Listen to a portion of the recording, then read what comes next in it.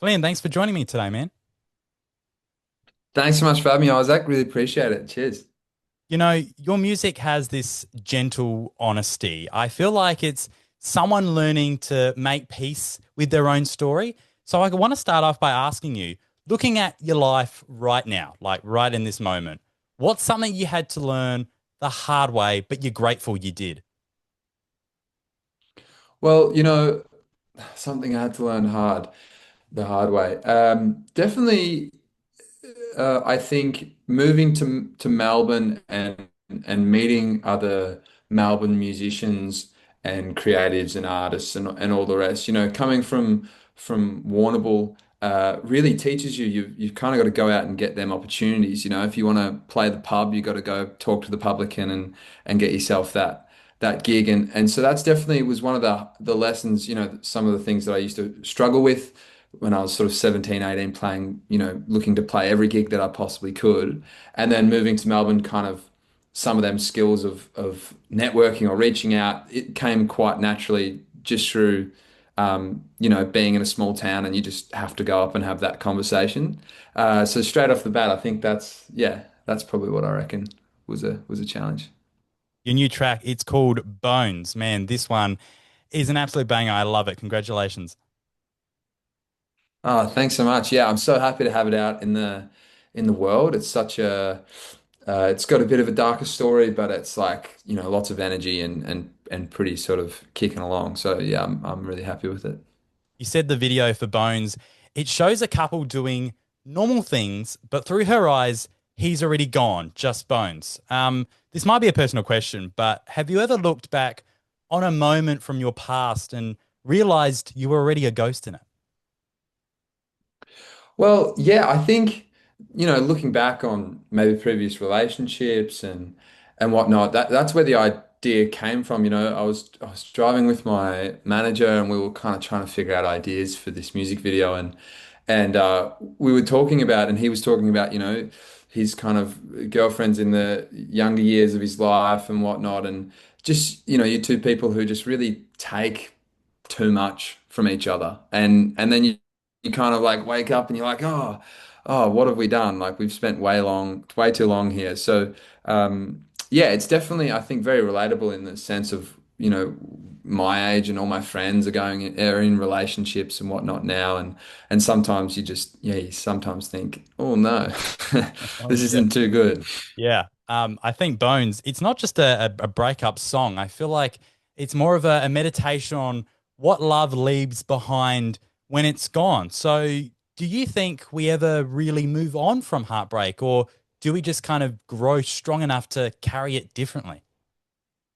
Yeah, I think you said that beautifully. Like, I think we learn through every experience, and then, we wouldn't be, if you're with your current partner now, you wouldn't be the person you are without previous partners. So it's important to always, I think, not kind of like hide from that and ignore that. It's really powerful to be like, yeah, these people, these friendships, this person who I no longer speak to, or this, whoever it is, they made me who I am, and that's really, I'm really proud of that and happy that at least, they're still in my life in that way. Yeah, you've got to go through it, obviously, to understand. Yeah, absolutely. Yeah, 100%. Yeah. You recently came down to Adelaide. You went to Newberry Park Primary. Shout out to those guys. You were jamming with those grade 4 and 5 kids. I believe "Don't Stop Dreaming" was used in their yard playlist. It's a song they sing. Now, I want you to imagine being 10 years old again, if you can, hearing "Don't Stop Yeah. Dreaming" for the very first time on the playground. What would that kid, the one who dreamed of stages, have thought about the man who showed up to sing with him?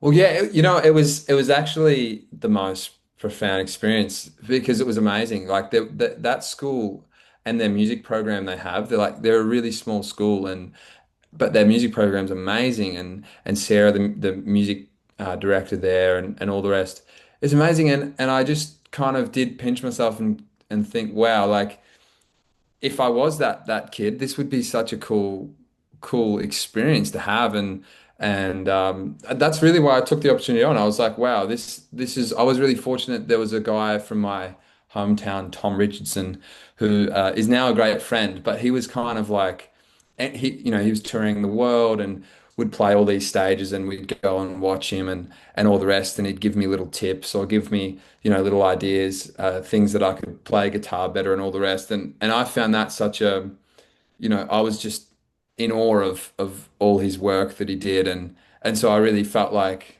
oh man, this is like my chance to kind of what Tom gave to me, give to, some young firecrackers who were great at their instruments and played the song way better than I do. Is there a kid that stood out? You thought, oh, they might just be the next big thing.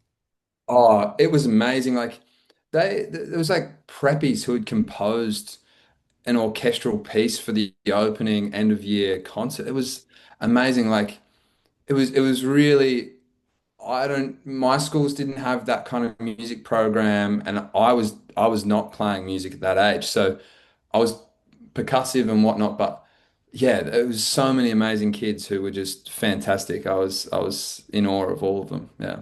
I want to take you back to 2024 when you won Triple J's One Night Stand.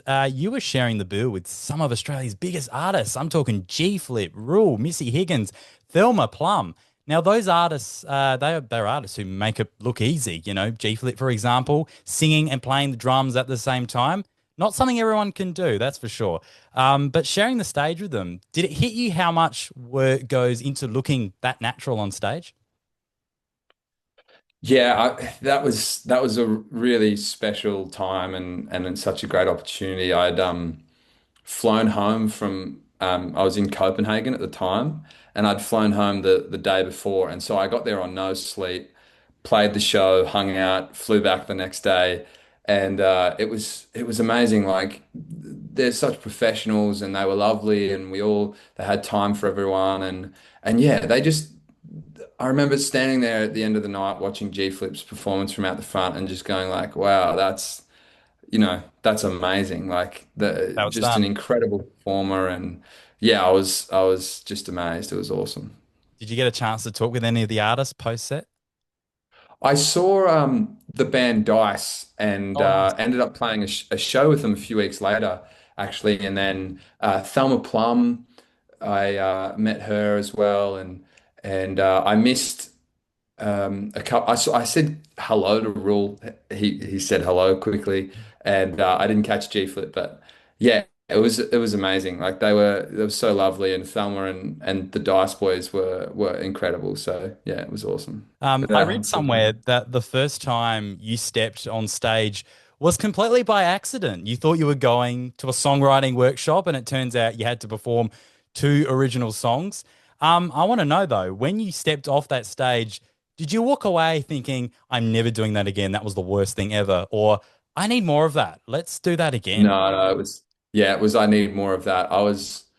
I think it happened so quickly and so like I was not prepared for it that it it all happened in like 24 hours and when I walked off stage and like my parents who had never heard me sing before and my grandparents they were like crying and I was like, well, I like this feeling. This is amazing. And kind of from that day on, I kind of just was like, oh, now I know what I want to do. This is amazing. And that's the feeling I had on stage and walking off. It was like, oh, I think I just found what I love to do. So yeah, Do you remember the name of the two songs you performed?